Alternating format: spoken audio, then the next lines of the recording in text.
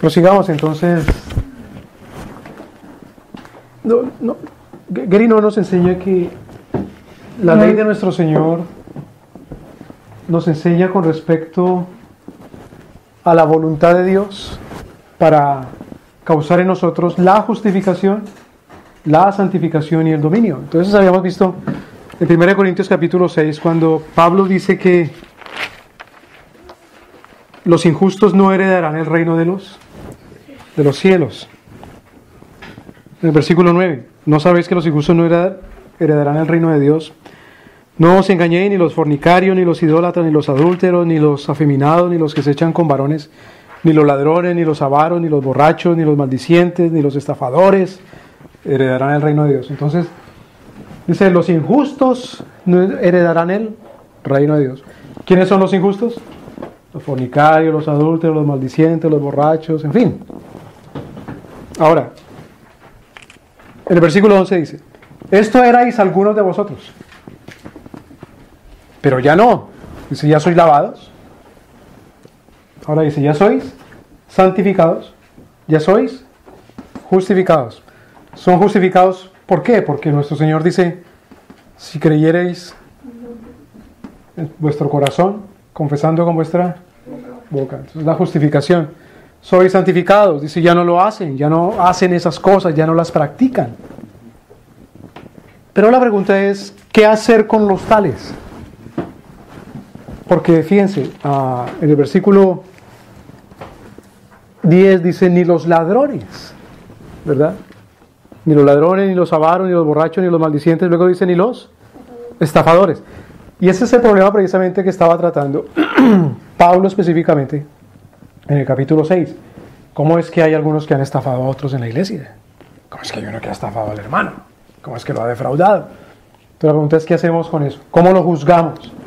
Entonces dice, no, la ley bíblica nos enseña lo referente a la justificación, cómo ser limpiados de nuestros pecados. La santificación, cómo vivir ahora sin esos pecados. Pero también nos enseña qué hacer cuando eso se presenta. Entonces, con respecto al dominio. Entonces, sin perder ahí en el capítulo 6, en 1 Corintios, vamos ahora sí a Éxodo capítulo 21. Éxodo capítulo 21.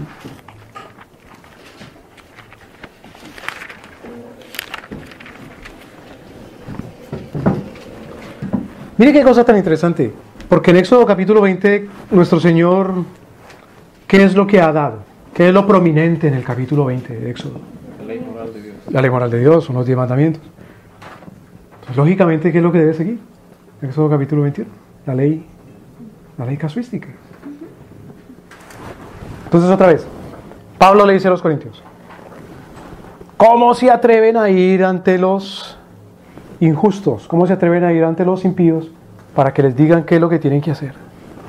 ¿Cómo es que no hay entre vosotros alguien lo suficientemente sabio?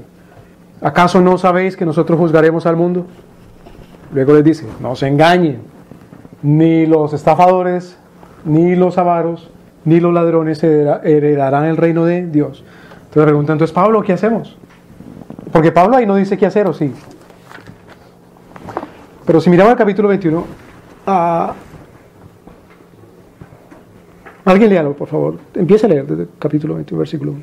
Estas son las leyes que les propondrás si comprares siervo hebreo, 6 años servirá, mas el 7º saldrá libre de vale. Hasta ahí, dice, si comprares siervo hebreo, ¿de qué está hablando? ¿Por qué?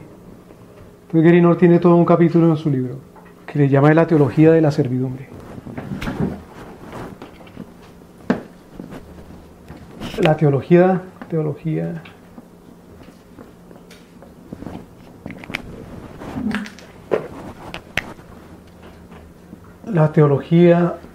de la servidumbre. Entonces dice, hay que distinguir muy bien entre servidumbre y esclavitud. Son dos términos que hay que distinguirlos muy bien, porque la Escritura hace distinción de esos términos. Por ejemplo, mire el versículo 16, capítulo 21, versículo 16. Alguien léalo, por favor. Asimismo, el que robare una persona y la vendiere, o si fuere hallada en su mano, morirá. Pues, ¿de qué está hablando ahí Moisés? ¿De servidumbre o de esclavitud? Cuando se dice de esclavitud, porque dice si alguien se roba a otra persona, ya sea que la venda o que se la lleve y lo encuentran con esa persona que se la ha robado, ¡que muera! ¿Que muera quién? Pues el que se la robó, el que la raptó. Pero en el versículo 2 habla de otra cosa. ¿Qué es lo que dice el versículo 2? Si comprare siervo hebreo, 6 años servirá. el séptimo saldrá libre. Entonces, ¿de qué está hablando? ¿De esclavitud o de servidumbre? Está hablando de servidumbre. ¿Me explico? Una cosa es la esclavitud y otra cosa es la servidumbre. ¿Qué es la esclavitud? Es el acto ¿de qué? De esclavizar, es decir, de adueñarse de una persona. El versículo 2 lo dice muy bien. Dice, si alguien compra siervo hebreo, ¿en qué se caracteriza principalmente el siervo? ¿Por qué se ve que es siervo según el versículo 2? Porque saldrá libre. Porque saldrá libre. Es decir, es una persona que no entra en una relación económica con otra persona de tal manera que la persona como tal es propiedad indefinida de otra. A la fuerza, la brava, porque se la ha llevado, o porque la ha comprado, o porque por lo que sea. No es propiedad indefinida, es decir, no es un capital eterno de alguien. Eso es lo que es un esclavo. ¿Qué es un siervo entonces? ¿Qué es siervo entonces? Lo contrario, es una persona que está al servicio de otro de manera temporal. Ahora, ¿qué tiene que ver eso con Deuteronomio capítulo 6? ¿Qué dice Deuteronomio capítulo 6? ¿Cómo es que alguien defrauda al hermano? ¿Cómo es que alguien lo roba? Cuidado, porque ya sabe que ni los ladrones ni los estafadores, es decir, los que cometen fraude, heredarán el reino de Dios.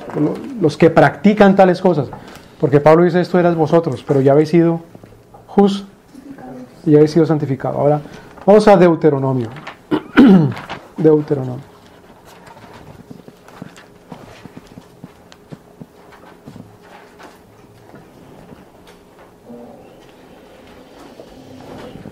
Deuteronomio capítulo 15.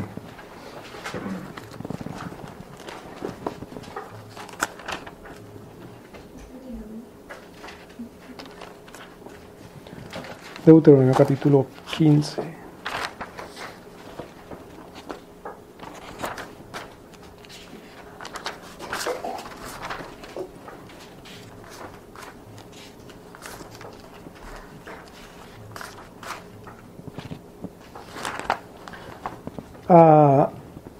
Deuteronomio capítulo 15, versículo, a ver, puede ser desde el versículo 1 al final. Alguien léalo, por favor. Cada 7 años hará revisión, y esta es la manera de la revisión. Perdonará a su deudor todo aquel que hizo empréstito de su mano, con el cual obligó a su prójimo. No lo demandará más a su prójimo o a su hermano, porque es pregonada la remisión de Jehová. Ok, entonces, ¿qué era lo que decía Éxodo capítulo 21, versículo 2?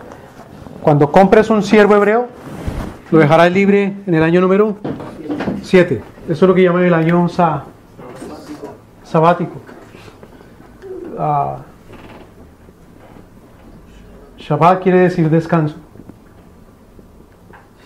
Descanso. Entonces el año sabático es como el día de descanso, que es el día número 7. Entonces el año sabático es el año número 7. 1, 2, 3, hasta el séptimo año. Entonces dice, después de 7 años, en Israel habían ciclos de años. Entonces cada 7 años se celebraba un año sabático. Cuando llegue ese año sabático, si tienes un siervo en tu mano, lo dejarás libre. Entonces la pregunta es, ¿por qué razón una persona podía resultar como siervo de otra? Claro, es lo que dice en el versículo 2 en Deuteronomio capítulo 15. En el versículo 1. Al final de cada 7 años harás remisión. ¿Qué quiere decir remitir? Remisión. Devolver. Como cuando uno escribe una carta, ¿quién es el remitente, el que la envía o el que lo devuelve? Entonces hará remisión, lo devolverás. Lo devolverás a la vida libre. Lo devolverás a su casa. ¿A quién? Versículo 2. Esta es la manera de la remisión. Esta es la manera como lo devolverás. Esta es la manera como le regresarás su libertad. Esta es la manera como lo enviarás de vuelta a su casa.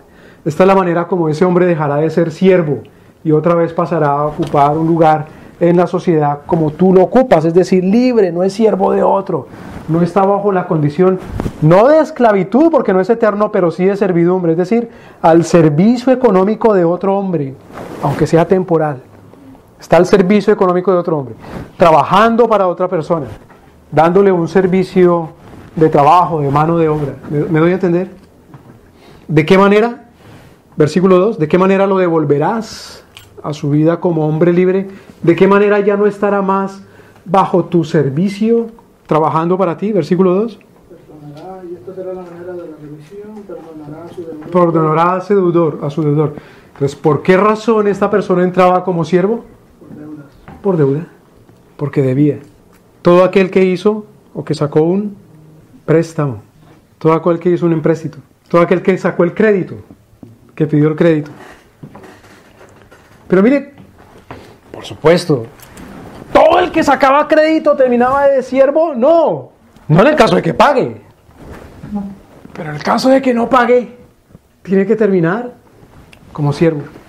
Entonces, cuando Pablo le dice a los corintios, ¿cómo que hay uno que estafa?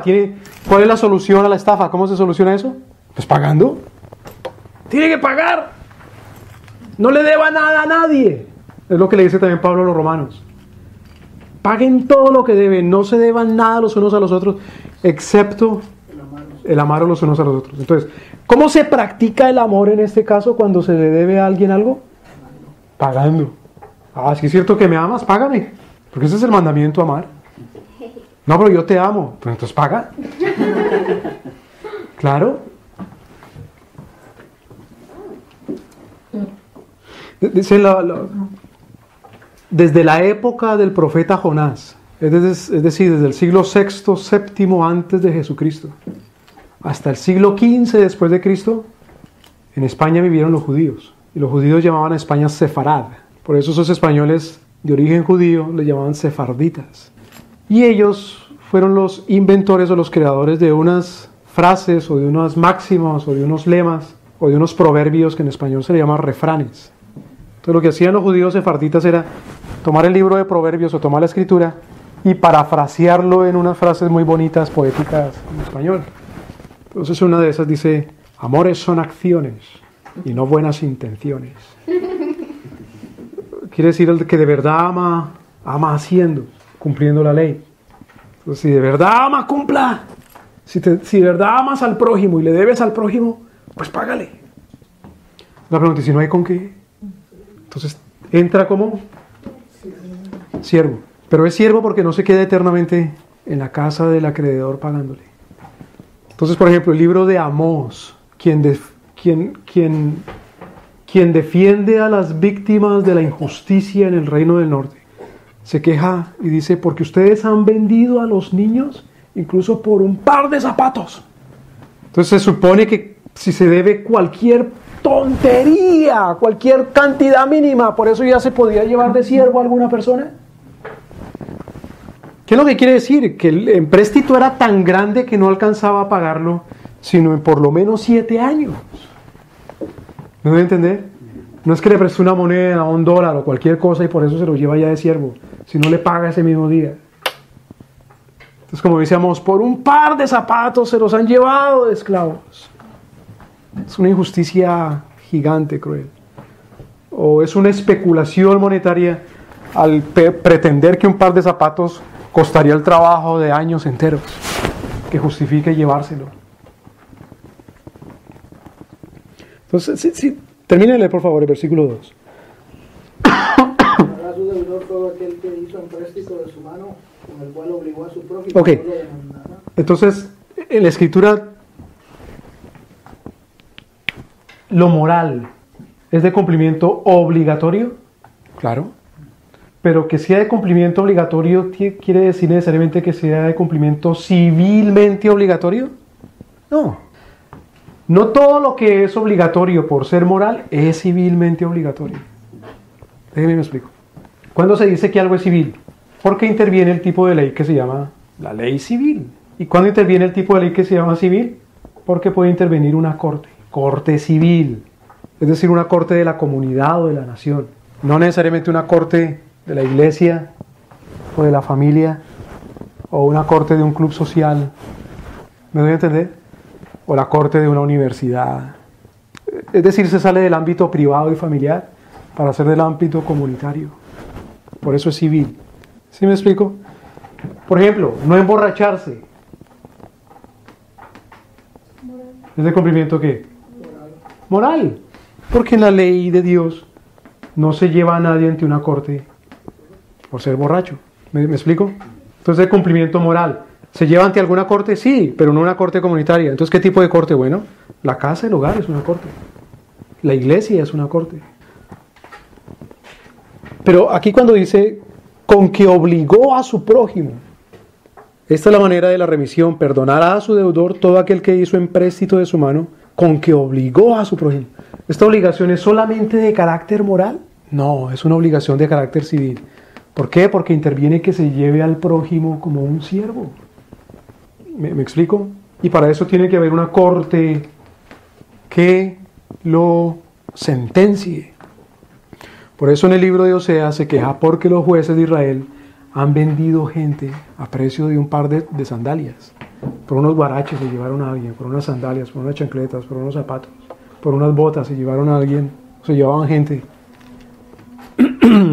Porque los jueces transaban así con los acreedores. Deme tanto a mí como juez y yo le garantizo que se puede llevar a fulano como esclavo. Una cosa corrompidísima.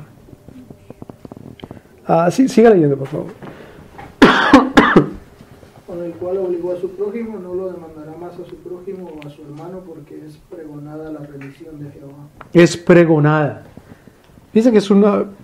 ¿Qué quiere decir pregonar? Anunciar. Anunciar, como predicado, es como un heraldo. Entonces había que irse por toda la comunidad pregonando y diciendo, cantando, ha llegado el día, perdóneme, ha llegado el año sabático. Había que ir por la comunidad cantando. Entonces a la voz del canto, a la voz del pregonero, los siervos salían inmediatamente libres. ¿Libres de qué? De la deuda. De la deuda. Entonces dice Guérinor, los tres usos de la ley son la justificación, la santificación y el dominio. Esto de lo cual estamos hablando directamente tiene que ver con ¿qué? ¿Con la justificación? No. ¿Tiene que ver con qué? ¿Con la santificación? Bueno, ya hemos pasado por ahí, ahora tiene que ver con el dominio. Mire esta relación tan interesante que hace Guérinor con respecto a la teología que llama la teología de la servidumbre. ¿Cuál es el tema del libro de Éxodo? Liberación.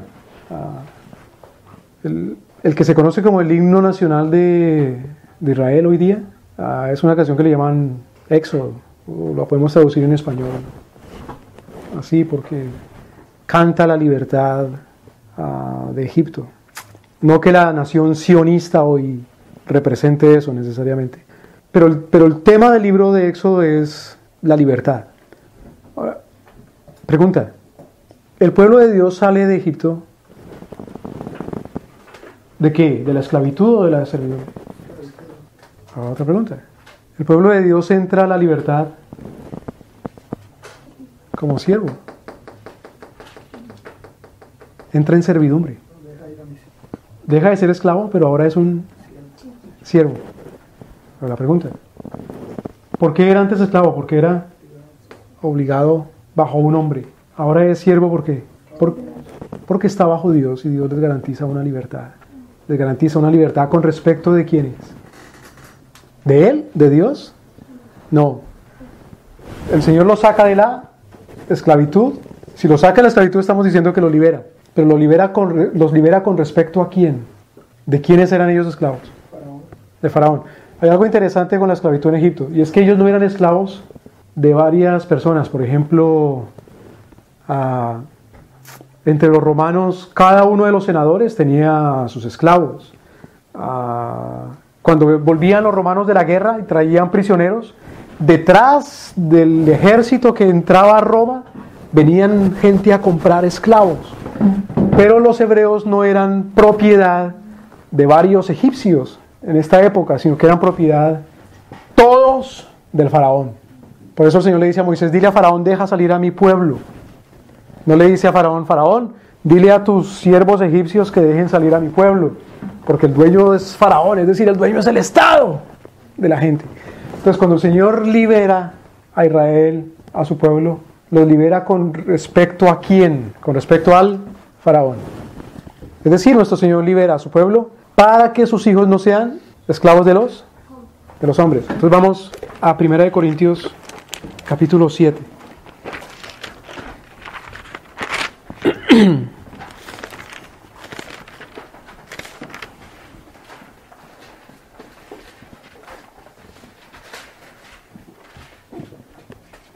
Versículo 20 en adelante. 1 Corintios capítulo 7, versículo 20. Alguien léalo, por favor. Cada uno en el estado en que fue llamado, en él se quede. Fuiste llamado siendo esclavo, no te dé cuidado, pero también si puedes hacerte libre, procúralo. Entonces dice, ¿eres esclavo? ¿Cuál era la esclavitud que se practicaba en Roma? ¿Era servidumbre o esclavitud? Esclavitud. Dice, ¿eres esclavo? No te afanes. Pero si puedes, ¿qué?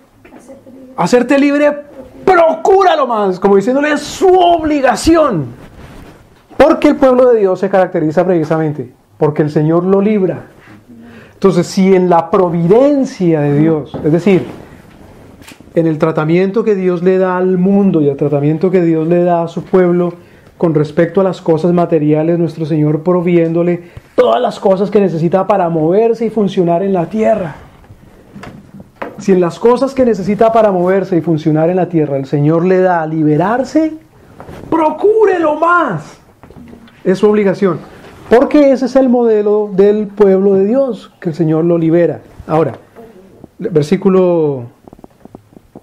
¿En qué quedamos? 22. Porque el que fue el Señor... ¿Por qué? Porque Otra vez.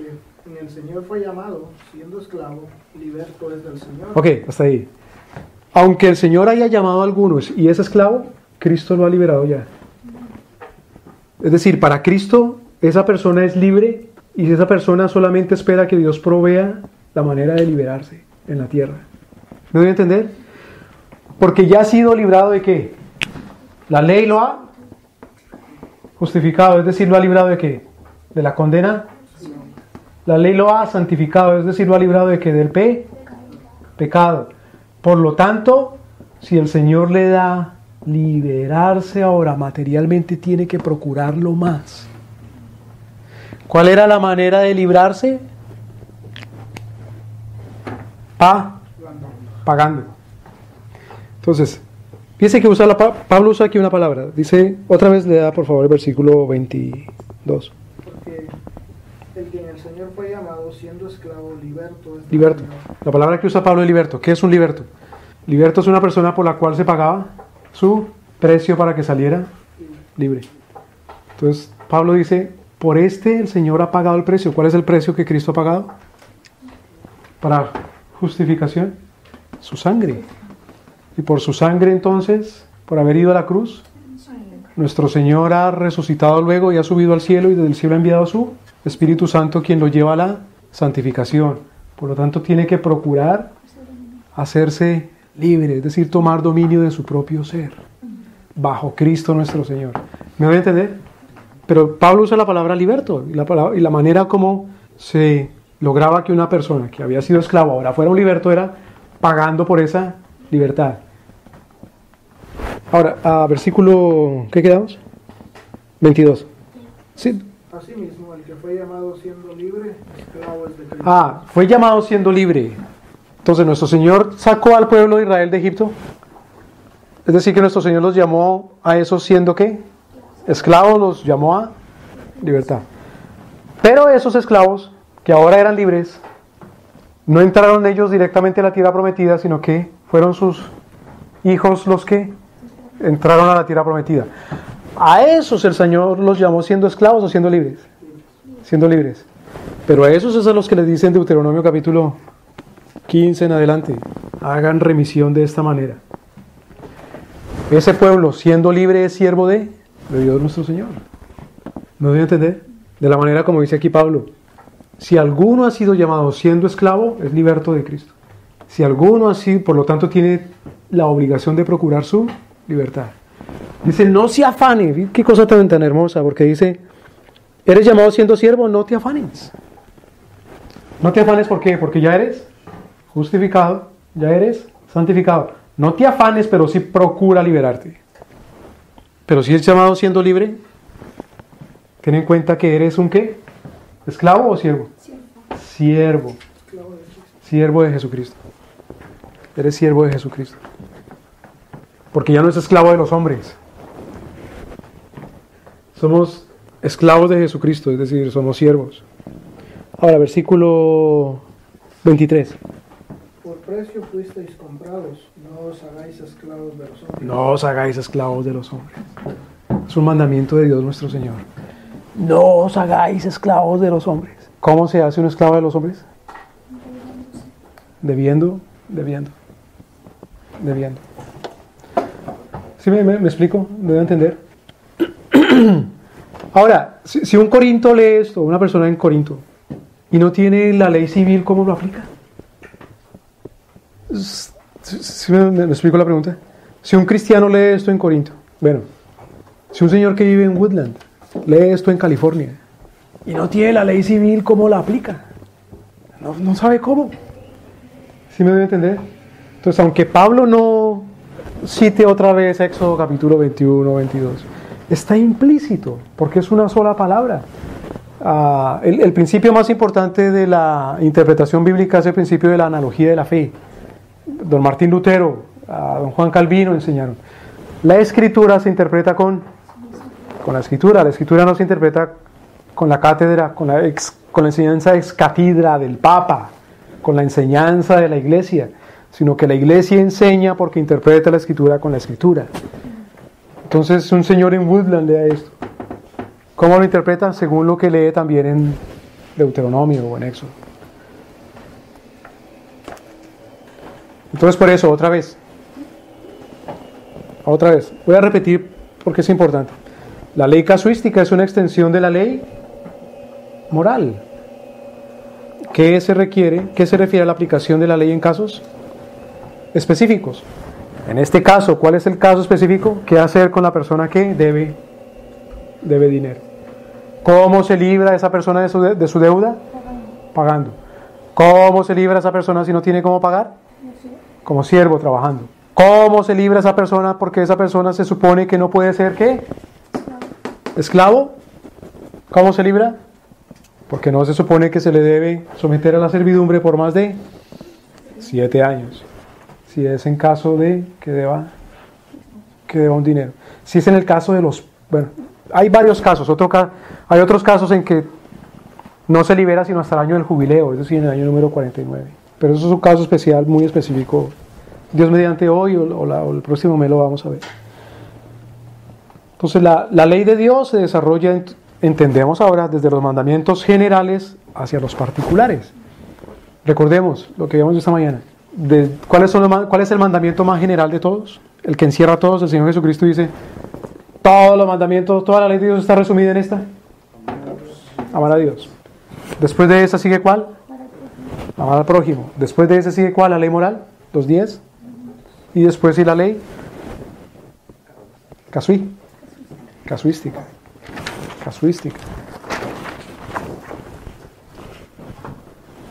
Ahora, la ley casuística entonces nos permite conectar los mandamientos más generales, que son con los casos más particulares. Esta mañana veíamos conectar un mandamiento general.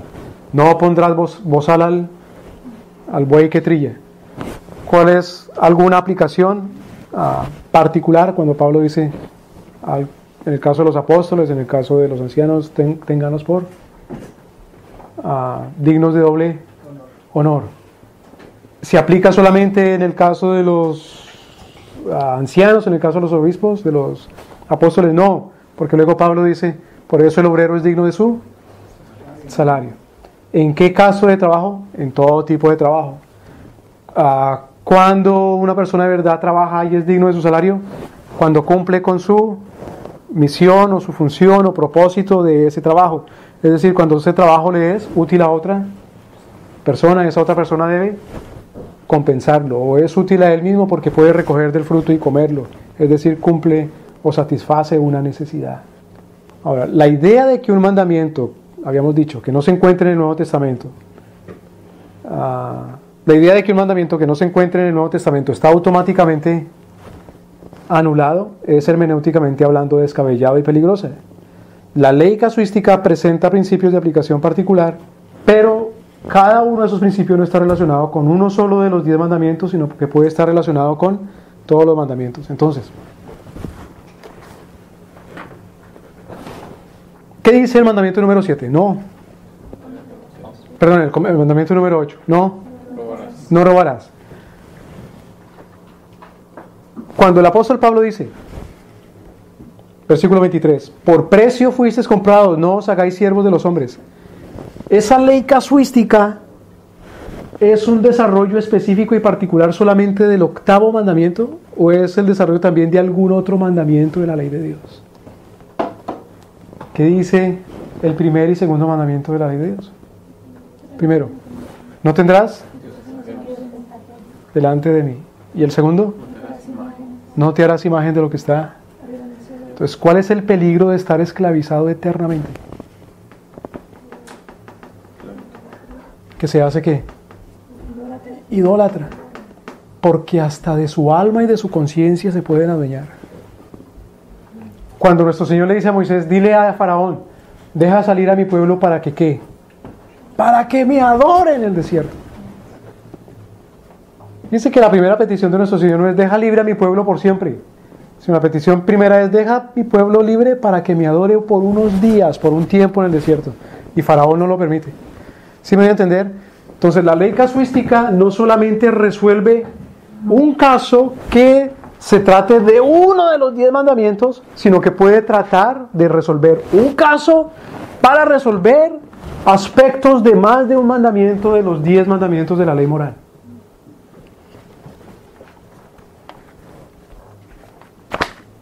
Para entender la ley casuística, habíamos dicho, se necesita estudio dedicado de la ley y la guía del Espíritu Santo, por supuesto. Hay que tener en cuenta la analogía de la fe.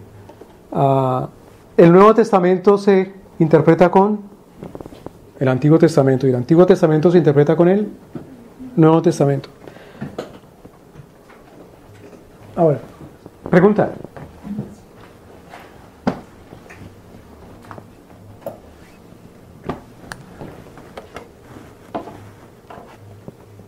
¿Qué habíamos dicho que la ley de Dios quiere resolver? ¿Qué virtudes quiere resolver la ley de Dios? ¿O a qué virtudes quiere llevar la ley de Dios? A la justicia, a la sabiduría, a la inteligencia. Entonces vamos un momento a Mateo capítulo 23.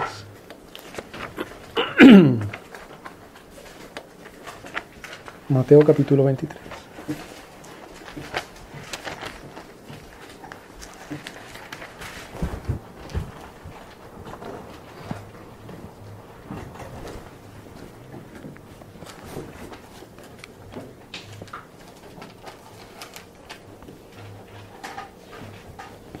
Miremos desde el versículo 18. Miremos desde el versículo 13. Mas hay de vosotros, alguien léalo por favor. Mas hay de vosotros, escribas y fariseos hipócritas, porque cerráis el reino de los cielos delante de los hombres, pues ni entráis vosotros ni dejáis entrar a los que están entrando. Ok, entonces nuestro Señor dice, ese es el reino de los cielos. Entonces, ¿qué hacen los fariseos? ¿Por qué nuestro Señor los condena? Porque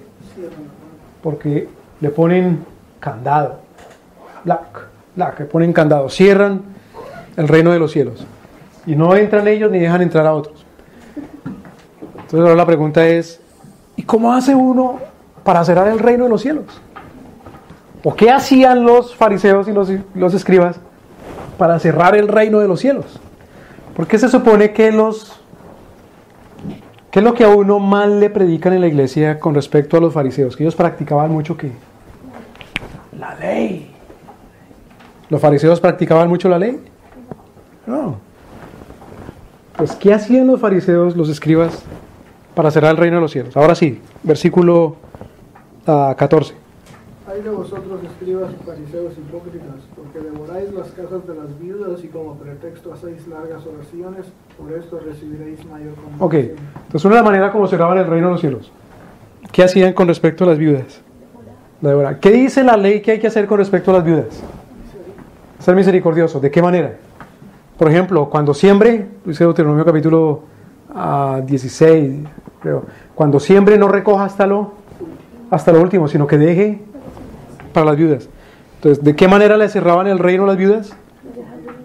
Robándolas. Entonces, no solamente no les dejaban, sino que aún las robaban, las devoraban. Pero sí que hacían como pretexto largas, entonces, largas oraciones. No, ¿nuestro Señor condena a orar? ¿Qué es lo que condena a nuestro Señor aquí? Que como pretexto se hacen largas oraciones. Ok, ahora versículo 15. Hay de vosotros, escribas y fariseos hipócritas, porque recorréis mar y tierra para hacer un prosélito y una vez hecho le hacéis 2 veces más hijo del infierno. Wow, más hijo del infierno. ¿Cómo? Entonces, cierra el reino de los cielos. ¿Cómo? Haciendo al prosélito. ¿Qué es prosélito? Una persona que supuestamente convierten. Entonces, supuestamente lo convertían, lo traían a la iglesia, a la comunidad. Pero dice el Señor, lo vuelven 2 veces más digno del infierno que ustedes mismos. ¿Por qué? ¿Qué le enseñaban a hacer? Versículo, ¿qué quedamos? 16. Hay de vosotros guías ciegos que decís, si alguno jura por el templo no es nada, pero si alguno jura por el oro del templo es deudor. Ahora, ¿qué dice el mandamiento número 3? Usarás el nombre de Jehová tu Dios en vano. No usarás el nombre de Jehová tu Dios en vano. Es decir, cuidado cuando jure. Ahora, ¿qué era lo que decían estos con respecto al juramento? Si juraban jurar por el templo, ¿o por qué más? ¿O por el oro? ¿O por qué más? ¿O por el altar? ¿O por la ofrenda? Y con base en todo eso, hacían toda una ley para que supuestamente enseñara cómo se vive de manera justa y santa y buena y recta. Pero acordémonos que habíamos dicho, en cuanto a la ley casuística, uno puede ser o antinomianista, es decir, la ley casuística no, o puede ser uno lega, que es ponerle más de lo que dice. Entonces, los escribas y fariseos le enseñaban a la gente que eran más justos y hacían ¿qué? Si juraban por el templo, por el oro, por el altar, por la ofrenda, que habían diferencias en cuanto a esos juramentos. ¿Qué más? Versículo 19. Necios y ciegos, porque ¿cuál es mayor, la ofrenda o el altar que santifica la ofrenda? Versículo 20. Pues el que jura por el altar, jura por él y por todo lo que está sobre él. Y por todo lo que está sobre él. Versículo 21. El que jura por el templo, jura por él y por el que lo habita. Porque lo habita. Entonces, ¿qué es lo que nuestro Señor dice? Cuidado, porque cuando jura, ya sea por el altar, por el templo, en fin, está jurando es por el que habita esas cosas, es decir, está jurando por... Otra vez nuestro Señor está volviendo al mandamiento número. No nombrarás el nombre de nuestro Señor en vano. ¿Me doy a entender? Ahora, ¿en qué quedamos? Versículo 22. Y el que jura por el cielo, jura por el trono de Dios y por aquel que está sentado en él. El que jura por el cielo, el que jura por el templo. ¿Qué más? Versículo 23. Hay de vosotros, escribas y fariseos hipócritas, porque diezmáis la menta y el eneldo y el comino y dejáis lo más importante de la ley, la justicia, la misericordia y la fe. Ahora, ¿nuestro Señor está condenando el diezmo? No. ¿Los condena por diezmar hasta el comino? No, tampoco. Porque dice esto es necesario hacer sin dejar de hacer lo otro. ¿Por qué los condena? Porque dejan de lado la Justicia, la misericordia y la fe. justicia, la misericordia y la fe. Ahora, versículo 24. Guías ciegos, ¿qué? Coláis el mosquito y tragáis el camello. Y tragáis el camello. Nuestro Señor habla de manera sarcástica. ¿Qué de esto es el mosquito? ¿Qué de esto es el mosquito? Las largas oraciones, jurar por el templo, todo eso es el mosquito, es decir, cosas que insignificantes. ¿Qué es el camello? La justicia, la misericordia y la fe. Entonces, ¿de qué? ¿Cuál es el espíritu de la ley casuística? Las bobadas, las tonterías así, hasta lo más chiquito. Mire que cuando uno lo critica, que porque sigue la ley civil, le pregunta a uno, bueno, entonces ¿qué dice la Biblia? ¿Que a cuál velocidad debe ir uno aquí al frente? ¡Eso son bobadas! ¿No debe entender? La ley de nuestro Señor se preocupa es por la justicia, por la misericordia y por la fe. Por eso es por lo que se preocupa. ¿En qué consiste la ley y la misericordia? ¿En qué consiste la justicia, la misericordia y la fe? No robarle a los pobres. Ser misericordioso con los pobres y tener temor de Dios. No robarle a los pobres. Se refiere a ser justicia. Ser misericordioso, porque está hablando de las viudas. Ustedes las roban, es decir, no son justos. Con las viudas lo que se tiene que ser es misericordioso. Y con respecto a los juramentos y todas esas cosas, no tienen temor de Dios, es decir, no tienen fe en Dios. ¿Me doy a entender? Eso no le dicen, bueno, ¿usted qué cree en la ley casuística? ¿Qué tan largo debe llevar el cabello una mujer? ¿Qué tan larga tiene que llevar la barba un hombre? No una mujer, claro. Eso son bobadas, eso son tonterías, eso son, es decir, eso son cosas de ¿qué dice nuestro Señor ahí?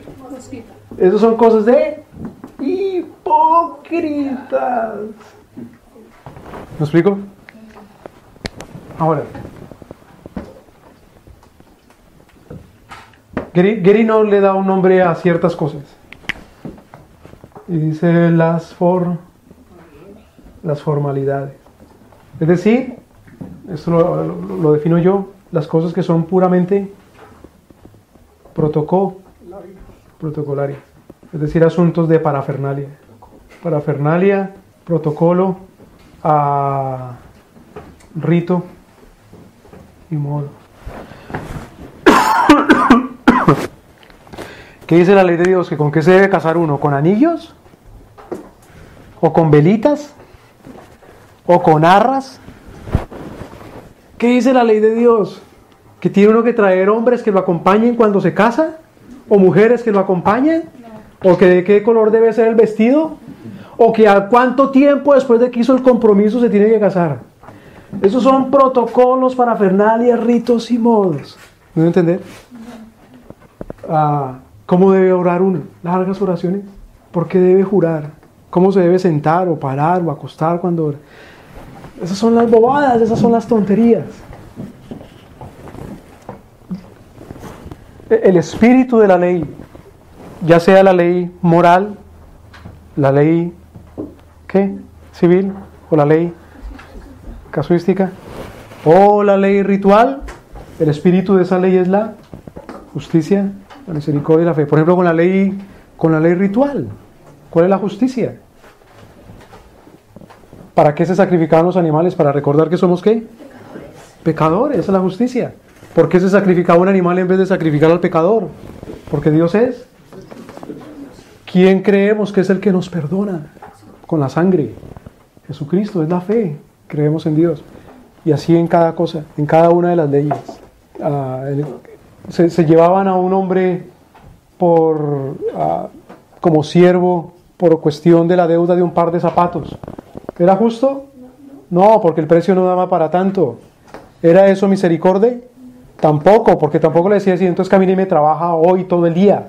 Dele tiempo, hombre, es un par de zapatos. Practique la misericordia. ¿Quién cree que es el proveedor de todo? Danos hoy nuestro pan de cada día. Es Dios nuestro Señor. ¿Me doy a entender? Entonces, dice Guerino, la Biblia no se ocupa tanto. Eso de Mateo capítulo 23 lo traje yo como para ilustrarlo. Pero dice Guerino, la Biblia no se ocupa tanto o casi nada con respecto a las formalidades o procedimientos legales o penales, sino que su énfasis es en la dedicación a la justicia, a la misericordia y a la fe. El énfasis está puesto entonces en que Dios es el Señor. en el señorío de Jehová. La ley casuística, si bien es la aplicación de la justicia divina en casos especiales y particulares, perdón, no quiere decir que está reservada a ser, eso es importante, el área de expertos en el monopolio de la interpretación de la ley. Entonces, vamos a Deuteronomio capítulo 31.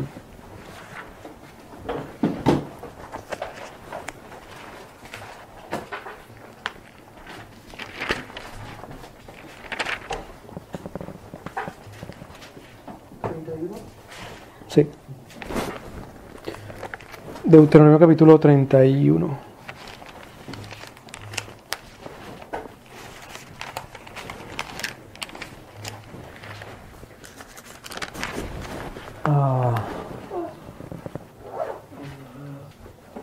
Versículo 10 en adelante.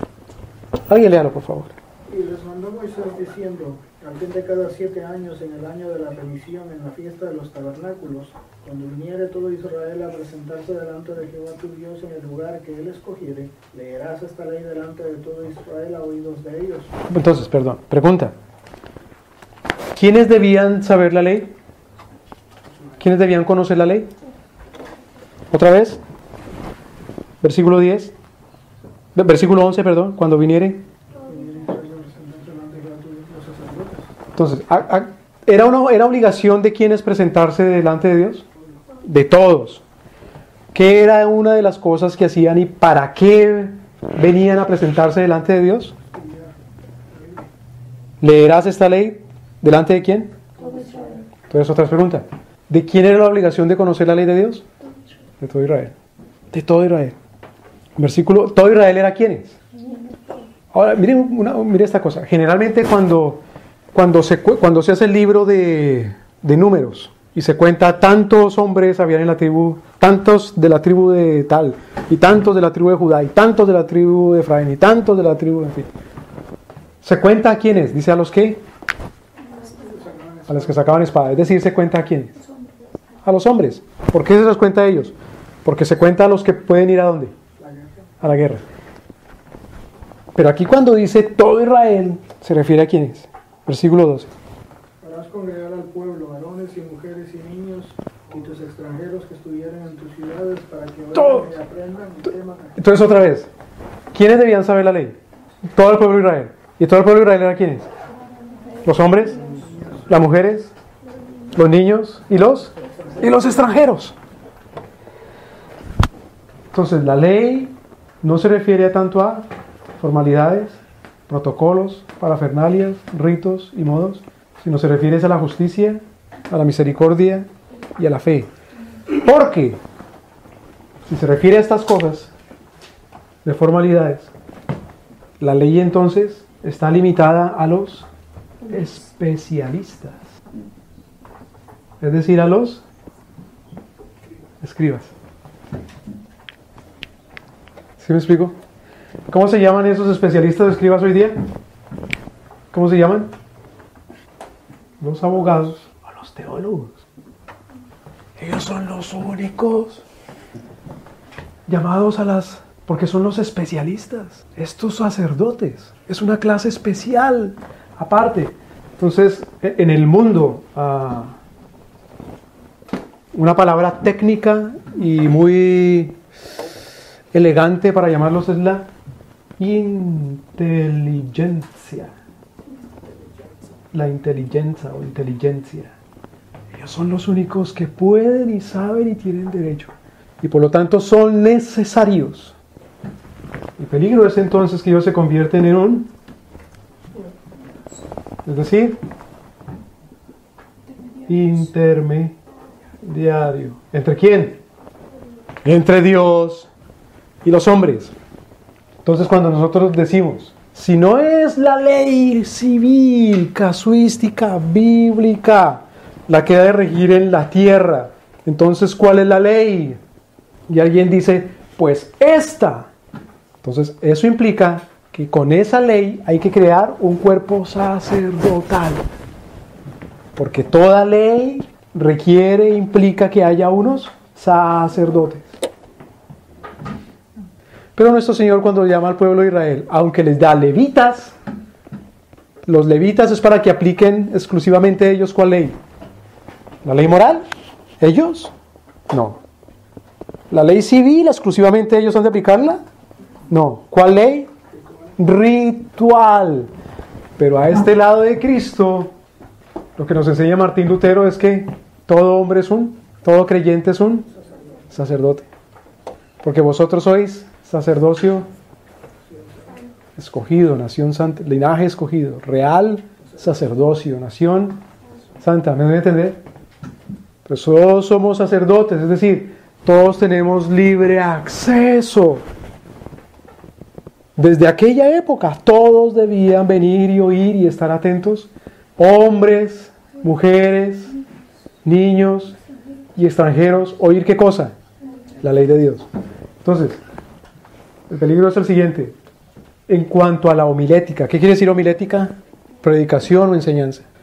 Si yo no creo que la ley de Dios está abierta a todos nosotros, porque la ley de Dios se trata de la justicia, de la misericordia y de la fe, entonces yo digo, cuando yo predico, no tengo que hablar de estas cosas, porque estas cosas son para la inteligencia, para los pastores. Entonces estas cosas se quedan más bien para el seminario, o se quedan para la universidad, o para el college, ¿ve?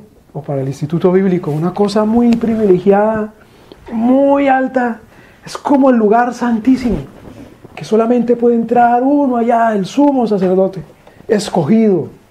¿Me voy a entender? Pero es que no es necesario, como no es necesario la formalidad, entonces no se hacen 1000 y 1 millón de leyes con cosas tan específicas.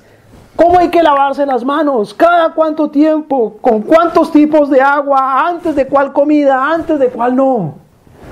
¿Me voy a entender? ¿Cómo es que se casa un cristiano? Yo no sé. ¿Cuáles palabras son las que se dice? ¿Qué es lo que no? Todo eso son bobadas. Lo que es importante son la justicia y la misericordia. Es decir, en este caso, los votos. Es decir, el compromiso a que uno hace y uno se compromete a cumplir la ley de Dios. Punto, no más. Yo cumplo la ley de Dios con respecto a ti.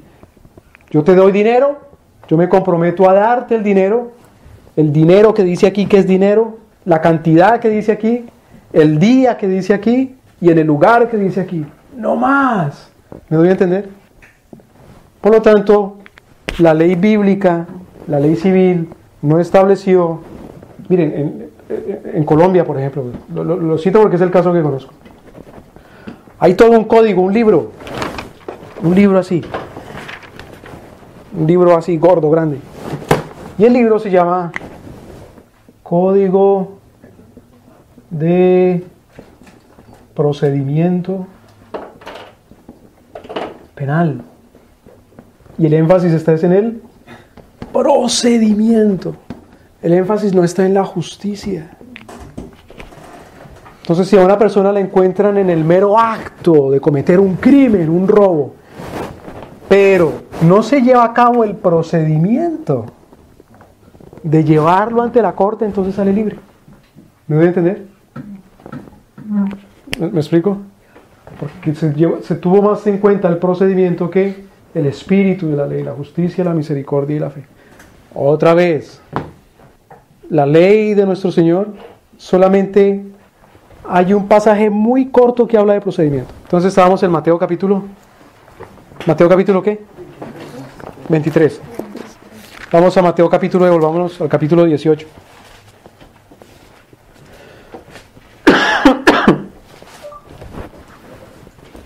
Mateo capítulo 18.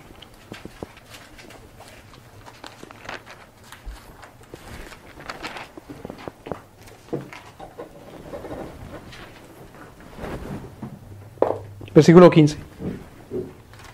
Alguien léalo, por favor.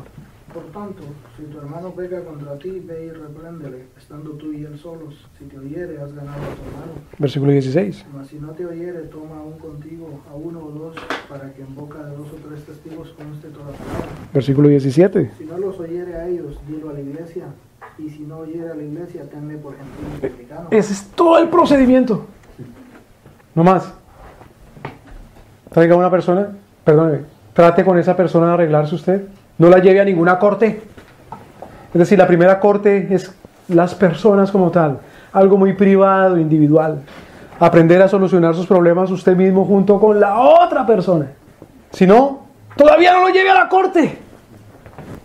Traiga a otra persona. Aprenda a solucionar sus problemas y aunque sea necesario, pues traiga un amigo o 2 o 3 testigos. Y si aún así tampoco, pues llévelo ahora hacia la corte. Eso es todo el procedimiento. Ahora, eso se aplica solamente en si mi enemigo me ofende, o si mi amigo me ofende, o si mi hermano me ofende, o el prójimo me ofende. Y se aplica solamente en las cosas con respecto a la iglesia. Vamos a Juan capítulo 5. ¿Cuántos testigos dijo el Señor que trajera? 1, 2 o 3. Juan capítulo 5.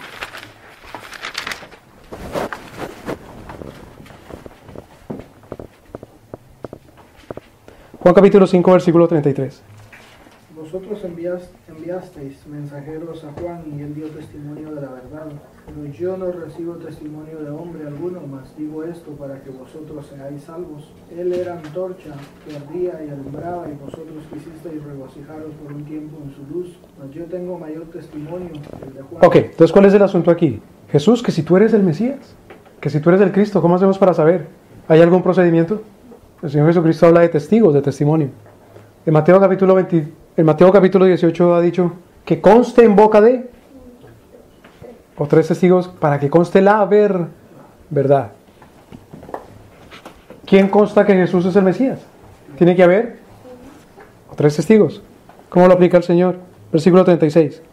Mas yo tengo mayor testimonio que el de Juan. Primero, dice el Señor, Juan ya dio testimonio. Segundo, yo mismo doy testimonio, dice el Señor Jesús, y mi testimonio es aún mayor. ¿Qué más? Siga leyendo, por favor. Porque las obras que el Padre me dio para que cumpliese las mismas obras que yo hago, dan testimonio de mí, que el Padre me ha enviado. Las obras que yo hago dan testimonio. ¿Cuántos testigos van?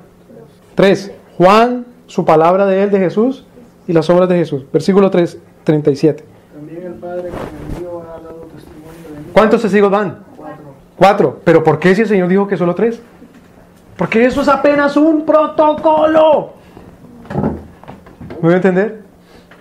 Versículo 39.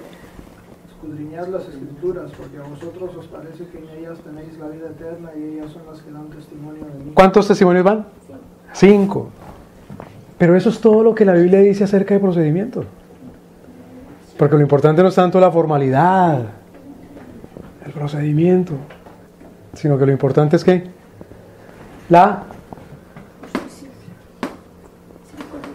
Mire, por ejemplo, en asuntos de la vida familiar, una persona dice, ¿me amas? Sí, te amo. ¿Cómo? A ver si es cierto que me amas. ¿Cuál es mi equipo favorito de fútbol? ¿Qué me importa cuál es tu equipo? Yo te amo y ya. ¿Sí me explico? Esos son bobadas, esos son formalidades. ¿Qué día nos casamos? Yo no me acuerdo, pero yo te amo. Esas son tonterías. Pero cuando la gente se vuelve imbécil, es porque se olvida de lo importante de verdad. ¿Sí me explico? Descansemos 5 minutos. Entonces, ¿cuál era el título que tenían los especialistas de la ley de Dios en los tiempos del Señor Jesús? Eran los escribas. ¿Qué quería decir eso? ¿Que es malo que haya un especialista en la ley de Dios?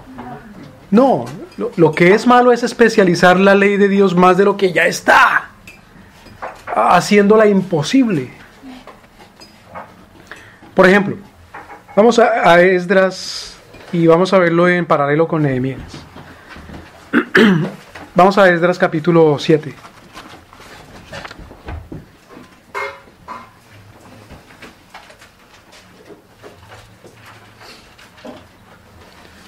Esdras capítulo 7. ¿Quién era ese tal Esdras? Escriba Esdras capítulo 7. Alguien lea por favor versículo 6. Esdra. Este Esdras subió de Babilonia, era escriba, diligente en la ley de Moisés, que Jehová Dios de Israel había dado, y le concedió el rey todo lo que pidió, porque la mano de Jehová su Dios estaba sobre él. Bueno, entonces, ¿cuál era Esdra capítulo 7, versículo 6? ¿A qué se dedicaba ese Esdras? Era escriba. Y no solamente era escriba, sino que era escriba diligente. ¿Qué quería decir la palabra escriba? A los escribas después le llamaron con este nombre. Eran los masoretas. Eran los que se dedicaban a copiar los libros originales de la escritura, hacer copias de la escritura. Y tenían prácticamente que aprenderse de memoria las escrituras. Entonces, cuando en Israel la gente quería saber qué era lo que la escritura quería decir, ¿qué hacía? Llamaba a un escriba. Ahora, miremos versículo 10. Esdras capítulo 7, versículo 10. ¿Por qué Esdras? Porque Esdras había preparado su corazón para inquirir la ley de Jehová y para cumplirla y para enseñar en Israel sus estatutos y decretos. Ok, entonces dice que ¿por qué Esdras era diligente en la ley de Dios? Porque hizo tres cosas. ¿Cuáles tres cosas hizo Esdras? Era diligente. ¿Qué quiere decir la palabra diligencia? Que se ocupa con todo su corazón en algo. Preparar su corazón. Entonces, prepara su corazón. Entonces, ¿por qué era diligente? Porque preparó su corazón para hacer tres cosas. ¿Qué tres cosas? Versículo 10. Primero. Para inquirir la ley de Jehová. Inquirir básicamente quiere decir estudiar. Segundo, para cumplir. Y tercero, enseñar. Es decir, que no puede enseñar sino hasta que estudie y cumple. No puede enseñar si no cumple, y no cumple si no estudia. Ese es el orden de las cosas para Dios nuestro Señor. Entonces eso es un escriba. Ahora, pasemos a Nehemías capítulo 8. Nehemías capítulo 8. Nehemías capítulo 8. Alguien lea desde el versículo 1, por favor. Venido el mes séptimo, los hijos de Iscón, y se juntó todo el pueblo como un solo hombre. Oh, en la plaza. como dice Deuteronomio capítulo 30 y ¿se juntó qué? Todo el pueblo. Todo el pueblo en la plaza, ¿delante de qué? En el templo. Como dice Deuteronomio capítulo 31. Cuando vinieran a celebrar la fiesta de los tabernáculos, que era la fiesta de las semanas, júntese todo el pueblo, hombres, mujeres y niños. ¿Y quién estaba ahí? ¿O a quién se dirigieron ellos? Dijeron a Esdras, ¿A Esdras? el escriba, que trajese el libro de la ley, Entonces el libro le dijo, es que Jehová. la cual Jehová había dado a Israel. Entonces, ¿quiénes son los que toman la iniciativa de aprender la ley de Dios? Justicia es misericordia y su fe. El pueblo es el que toma la iniciativa y manda a traer ¿a quién? Al escriba. Se fijan que los que toman la iniciativa no son el pueblo para que diga, venga y enséñele a los otros escribas, para que yo contrate al escriba por un dinerito y entonces yo contrato sus servicios y él me representa en la corte y él me sirva de abogado. ¿Me doy a entender? Que es cómo funciona el sistema jurídico aquí, por la formalidad, por el procedimiento. Que tengo que solicitar algo, no, llene este formulario, pero no lo puede llenar el formulario si no contrata a un abogado, porque hay cosas tan imposibles de entender en ese formulario que necesariamente tiene que ser con un abogado, porque ese abogado es el único que lo puede entender, y el único que lo puede llenar, diligenciar, y el único que puede hacer una carta, y el único que lo puede representar. Cuando eso sucede se ha corrompido el sistema. Mire que hay una anécdota interesante. En la película Volver al Futuro, Back to the Future, ¿cuál es la segunda o la tercera cuando van al año 1900, cuando van al año 2015 es? Y le dice el viejito, el científico al muchacho, no, aquí en esta sociedad ya no hay abogados. Desaparecieron los abogados. ¿Por qué? Porque ahora el procedimiento es sencillo, es simple. Pues ese vaticinio de quién escribe eso, Steven Spielberg, es un vaticinio posmilenialista. Porque de verdad cuando se haga y haya justicia en la tierra, y por lo tanto la justicia sea la ley de Dios, no se va a necesitar ese cuerpo sacerdotal. No que no se necesite gente que estudie, ¿qué más? Cumpla y enseñe. Pero es que estudia, cumpla y enseña ¿para qué? Todo el pueblo estudie, cumpla y enseñe. Y los padres a sus hijos, ¿sí me explico? Entonces, ese versículo 2, Esdras. Alguien léalo, por Y favor. el sacerdote Esdras trajo la ley delante de la congregación, así de hombres como de mujeres y todos los que podían entender en el primer día del mes séptimo. ¡Wow! Entonces, ¿qué trajo Esdras para enseñar? Pues la ley, el libro. Pregunta, si se quiere estudiar derecho, ¿se puede traer un solo libro? ¿O el derecho de hoy? ¿Qué es lo que hay que traer? ¡No caben! Tiene que contratar muchos burros, mulas, el pobre Esdras, para poder cargar los libros de la ley. Pero la pudo traer en sus manos. Claro, en unos rollos así, 2 rollos. Me imagino que vino con los libros. Versículo... para enseñarle a quienes, dice acá. Así de Todos los que entendían. hombres y mujeres. Y todos, es decir, todos los que tenían capacidad de oír y entender. Versículo 3. Y leyeron el libro delante de la plaza que está delante de la puerta de las aguas, desde el alba hasta el mediodía, en presencia de hombres y mujeres y de todos los que podían entender, y los oídos de todo el pueblo estaban atentos al libro de la ley. Entonces, ¿cuántas horas leyó él la ley? 6 horas. 6 horas. A oídos de la gente y de todos los que podían otra vez entender durante 6 horas. Versículo 4. Y el escriba Esdras estaba sobre un púlpito de madera que habían hecho para ello, y junto a él estaban Matías, Sema, Anías, Urías. Hasta ahí. Entonces, ¿con Esdras estaba solo? No. ¿Cuál sería la multitud del pueblo? Pregunta. ¿Cuántas personas habían regresado a Jerusalén? 70,000 personas. Entonces, ¿ante cuántas personas leyó la ley? Ante más de 100,000 personas, por lo menos. Porque dice 70,000 hombres, unos más de 100,000 personas. ¿Podía ese hombre solo leer ante más de 100,000 personas y que todos lo oyeran? Entonces, ¿por qué estaba con Matatías, Sema, Ananías, Urías, Hilcías, Manasías? Versículo 5. Abrió pues Abrió pues Esdras el libro a ojos de todo el pueblo, porque estaba más alto que todo el pueblo, y cuando lo abrió todo el pueblo estuvo atento. versículo 6. Bendijo entonces Esdras a Jehová, Dios grande, y todo el pueblo respondió amén, amén, alzando sus manos, y se humillaron y adoraron a Jehová inclinados a tierra. Claro, decíamos al principio, la ley, por muy civil que sea, por muy civil, es un asunto religioso. Por lo tanto, la gente temió delante de Jehová. ¿Y por qué dijeron amén? Porque entendían. Ahora sí, lee todo el versículo 7, por favor. Y los levitas Jesúa, Bani, Serebías, Jamín, Acub, Sabetai, Jodías, Maasías, Kelita, Azarías, Josabed, Hanán y Pelaí hacían entender al pueblo la ley, y el pueblo estaba atento en su lugar. Entonces, ¿por qué Esdras estaba con un grupo de señores con esos nombres tan raros? Porque esos señores eran otros escribas que eran asistentes de Esdras, para que abajo en el pueblo, mientras Esdras leía, ellos iban enseñándole a grupos de personas el significado de la ley que Esdras estaba leyendo. ¿No debe entender?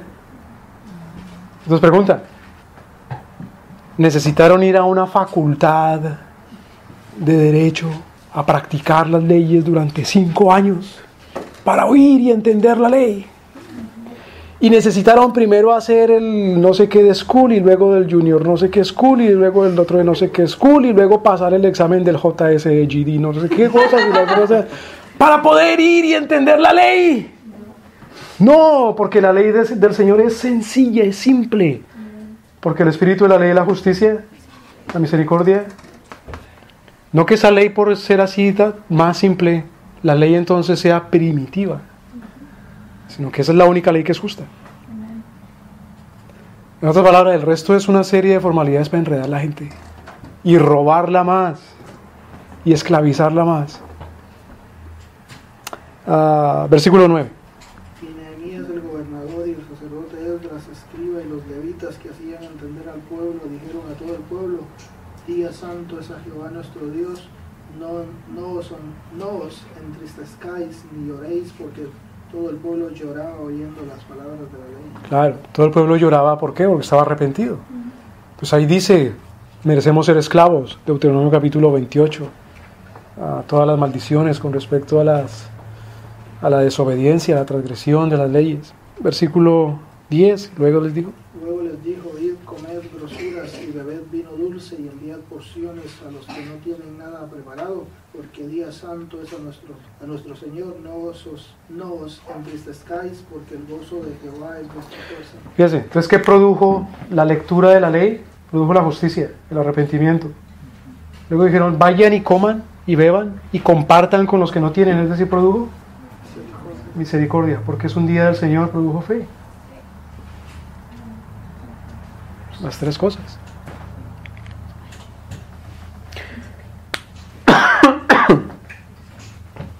Entonces, dice Gerinor,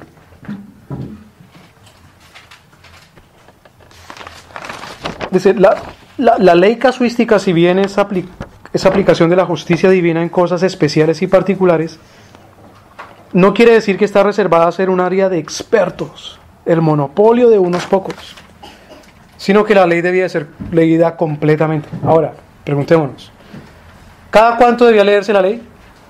¿Cada cuántos años? ¿Oídos de todo el pueblo? Cada 7 años, es decir, al fin del año de sabático. Entonces, ¿la gente tenía que esperar 7 años para conocer la ley? No. Entonces, vamos a Deuteronomio capítulo 6.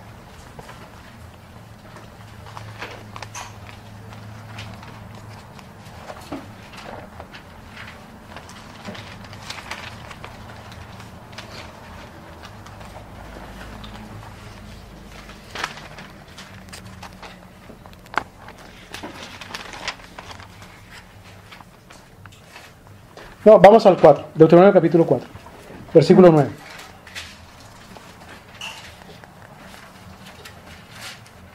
Por tanto, guárdate y guarda tu alma con diligencia para que no te olvides de las cosas que tus ojos han visto, que parten de tu corazón todos los días de tu vida. Antes bien las enseñarás a tus hijos y a los hijos de tus hijos. Las enseñarás a los hijos y a los hijos de tus hijos. ¿Cada cuánto tiempo? Ahora sí, capítulo 6.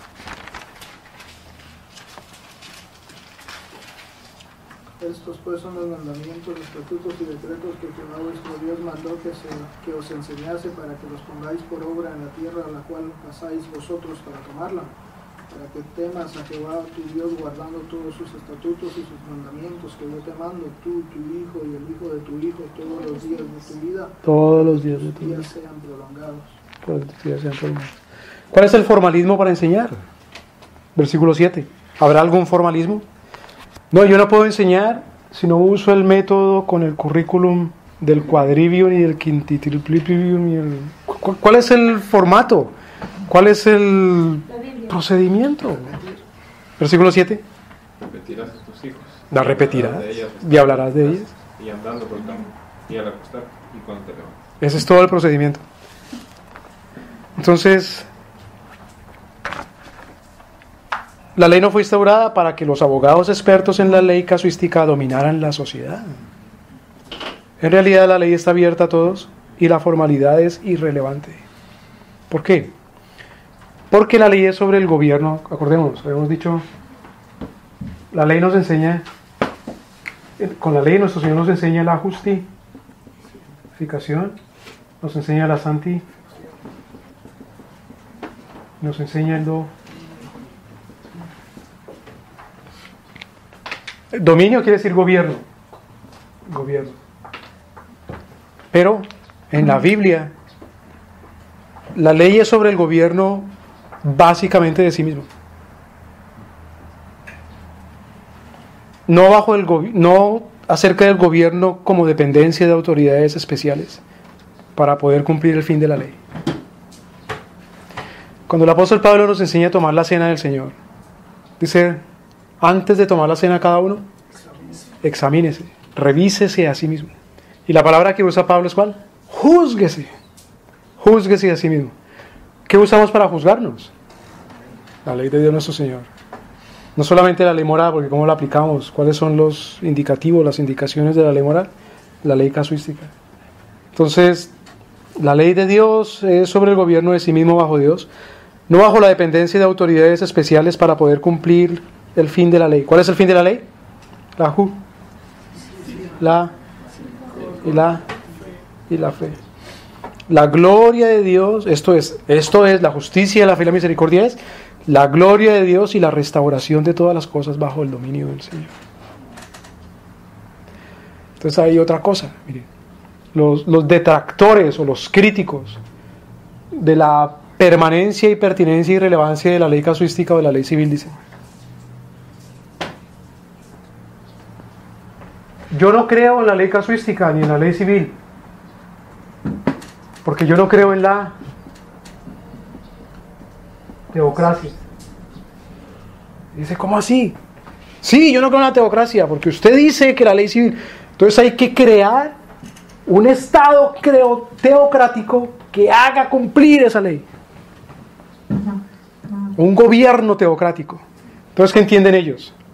Que al contrario de como dice la Biblia, que la ley es para que todas la sepan y todos la pongan en práctica, es decir, todos ejerzan el dominio y el gobierno, comenzando por el gobierno de sí mismos y el gobierno de las cosas que están bajo sus manos.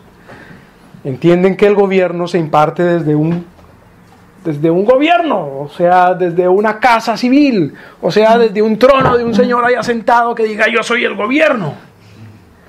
Por lo tanto, no creo en la ley civil porque implica crear un orden estatutario, un orden formal político, con una institución que sea esa la institución que haga cumplir la ley de Dios.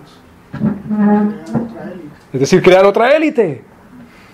Es decir, Esdras estudió, cumplió y enseñó la ley de Dios, pero solamente a unos levitas ahí, para que sean ellos el gobierno. Entonces es lo que piensan y dicen las personas que no creen en la ley civil o en la ley casuística, porque dicen que eso es crear una teocracia. Ahora bien, ciertamente la palabra teo quiere decir Dios, la palabra kratos quiere decir gobierno. ¿Gobierno de quién? Dios. Pero es que el gobierno de Dios es descentralizado. El gobierno de Dios es absoluto, es decir, Él lo gobierna ¿qué? Todo, pero no de manera monolítica. Monolítica, es decir, el Señor designa una institución y que esa institución, a través de esa institución, Él gobierna todo, sino que el gobierno del Señor es descentralizado. Es decir, el Señor gobierna individuo con individuo, con individuo, con individuo, con institución y con institución, de tal manera que cada individuo y cada institución debe conocer la ley de Dios y está abierta la ley de Dios para todos. ¿Me doy a entender? Eso es en realidad un orden teocrático bíblicamente hablando. Pero claro, por ejemplo, cuando llegó don Hernán Cortés a México, ¿encontró un gobierno teocrático? Pues bueno, uno va a la universidad y le dicen que sí. ¿Por qué? Pues porque allá había una institución que era la institución de los sacerdotes, que era la que dominaba toda la sociedad. Y el sumo sacerdote era don Montezuma. Entonces a Montezuma no se le podía mirar de frente a los ojos, a la cara, porque era Dios mismo y era pecado, era malo. Pero como él era Dios mismo sobre la tierra, o la institución que habías escogido, los dioses, para gobernar todo lo demás, entonces desde Montezuma se gobernaba hasta la vida y la muerte. Entonces eso es lo que le tienen miedo los que dicen que la ley bíblica es teocrática en ese sentido. ¿Me voy a entender? Eso es una tiranía despótica de un hombre. Es decir, que se hace dueño de las vidas de todos, un verdadero esclavismo. Pero en el caso de la teocracia no es que se necesite instalar, ya está instalada. Cuando Dios ordena, Dios establece su reino, cuando habla en Daniel de que su reino se expanderá por toda la tierra. O sea que no hay necesidad de establecerlo porque ya ha sido establecido. Ya ha sido establecido de manera providencial. Y nuestra obligación es entonces someternos a él, a ese gobierno que ya está establecido. Porque estamos bajo ocupación de Dios. Porque dice Gerinor, el asunto no está entre si somos siervos o si somos libres. Por eso los libertarios ateos resbalan y se golpean porque pretenden ser ellos libres de manera absoluta. Pero el verdadero libertarianismo, que es el libertarianismo bíblico, no se preocupa entre si es siervo o si es libre, sino entre si es esclavo del diablo o siervo de Dios. Si es esclavo del diablo, entonces hace su voluntad propia, la voluntad de los hombres. Y si es siervo de Dios, pues hace la voluntad de Dios. Entonces las dos opciones que tiene el ser humano no es entre libertad y esclavitud. Las opciones que tiene el ser humano es entre esclavitud a Satanás o servidumbre a Dios. Más bien entre esclavitud a los hombres y servidumbre a Dios. O entre esclavitud a los hombres y libertad para con los hombres. Pero esa libertad para con los hombres implica necesariamente ser siervo de Dios nuestro Señor. Entonces, la formalidad no puede reemplazar la ética. La formalidad no puede... ¿Qué es ética? Ética es el estudio de lo bueno y de lo malo. Es decir, ética es el estudio del amor, de la moral. Ética es el estudio de la moral. La formalidad no puede reemplazar la ética. ¿Qué otra cosa no puede reemplazar la formalidad? La formalidad no puede reemplazar la teología. Que si nosotros adoramos el domingo o el sábado, ¿eso representa que somos más justos, más misericordiosos o que tenemos más fe? De pronto sí, si es que la Biblia dice que tiene que ser ese día. Pero como no dice, entonces no. Que si nos bautizamos mojándonos o sumergiéndonos. Eso en cuanto a la iglesia, ¿no? Igual en cuanto al hogar o el gobierno propio de sí mismo o el gobierno civil, la formalidad no puede reemplazar ni la ética ni la teología. Y no puede reemplazar tampoco la justicia. Si lo hace, la ley se convierte en lo que el hombre dice o lo que un hombre dice, pero los hombres no se ponen de acuerdo en qué es la justicia, la misericordia y la fe. ¿Quiénes son los únicos que se ponen de acuerdo en qué es la justicia, la misericordia y la fe? Y los que lo siguen a él. Los cristianos que creen en la ley civil de Dios. Si los cristianos no creemos en la ley civil de Dios, nunca vamos a estar unidos. Porque entonces uno va a creer que la ley es una cosa y otro va a creer que la ley es otra. Entonces si uno se enfoca más en la formalidad, en el hogar, ese hogar no es unido. ¿Me explico? Si para uno la justicia en el hogar es que no se coman arepas, sino que se coman pupusas, entonces nunca va a ser un hogar unido, porque nunca se va a poner de acuerdo en eso. Siempre va a querer algo diferente. Pero si uno mismo es siervo a la ley de Dios y le importa la justicia y la misericordia, en eso va a enfocar su unidad. Pero si se enfoca en otras cosas, lo que va a hacer es un esclavo de la gente. Y en la esclavitud no hay unidad. Porque en la esclavitud lo que hay es un compromiso a un hombre o a un grupo de hombres, y eso no es ninguna unidad. Eso es el infierno. Otra vez, la Biblia enfatiza la justicia y no el litigio. Litigio. ¿Cuál es la manera de ponerse de acuerdo? ¿Qué quiere decir litigio? Litigio es una manera de ponerse de acuerdo, es una manera de arreglarse en las diferencias. ¿Cuál es la única manera que Dios dice? Hablando, dice, usted y otro pónganse de acuerdo. Si no, llame testigos. Si no, pero eso es el último recurso. Si vaya a la corte, a la última instancia. Es todo. Si dicen, no, mire, nosotros no nos podemos poner de acuerdo porque están los niños, o porque no estamos sentados, porque no estamos parados, o porque yo me pongo de acuerdo es de noche y no de día, o porque para estar de acuerdo tiene que estar la mamá, porque para estar de acuerdo usted tiene que hablar español y yo inglés. Eso son bobadas. ¿Me doy a entender? Las pocas reglas en el Nuevo Testamento, otra vez, en cuanto a ponerse de acuerdo, litigio, es lo referente a, por ejemplo, Mateo capítulo 18, Juan capítulo 5. Por eso Pablo otra vez se queja de que la iglesia en Corinto haya confiado más en los injustos, en los impíos. Muy peligroso. Ahora, el énfasis en las técnicas legales de interpretación jurídica en la modernidad da lugar a considerar al procedimiento más importante que la ley y que la justicia misma, borrando así la misma sustancia de la ley y resultando en la injusticia. Tal actitud traslada la autoridad de la comunidad descentralizada bajo Dios a una élite certificada. Entonces, si hay una élite certificada que le dice este es el procedimiento, ¿quién es la fuente de justicia? Esa élite. Entonces, por ejemplo, en el comercio, en la vida profesional o en la vida industrial.